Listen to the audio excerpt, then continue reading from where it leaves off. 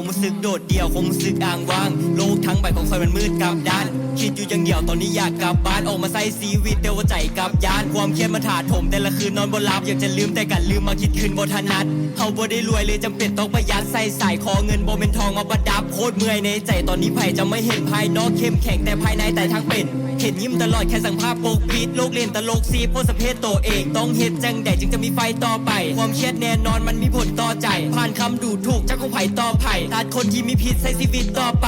อยู่หลายคนให้ระวังคำเว้าอยู่คนเดียวให้ระวังความคิดขอโทษพ่อแม่ที่บ่เชื่อคำเจ้าจนมาฮู้ด้วยตัวเองตอนมาใช้ชีวิตตอนยังน้อยและยังใหญ่ไวๆเฮาจึงบ่ได้ติดอยู่ภายในเกาะแต่ลองได้ออกจากบ้านผจญภัยอยากจะย้อนกลับไปตอนยังน้อยอยู่ตลอดบ่มีเงินจะมีไผมาอยากสนอดเอาแหละแน่ว่าเฮาคนยากจนบางคนเงินหมดก็จำเป็นต้องไขดินแต่อย่าซาคำคนเฮาบ่ได้ขอเข้าไปกินบ่ต้องรวยล้นฟ้าขอแค่หาความสุขปล่อยทิ่มไปถ้าใจมีความทุกข์เงินหันมันบ่สำคัญตอนมีแต่ว่ามันสำคัญที่สุดคือตอนเฮาบ่มี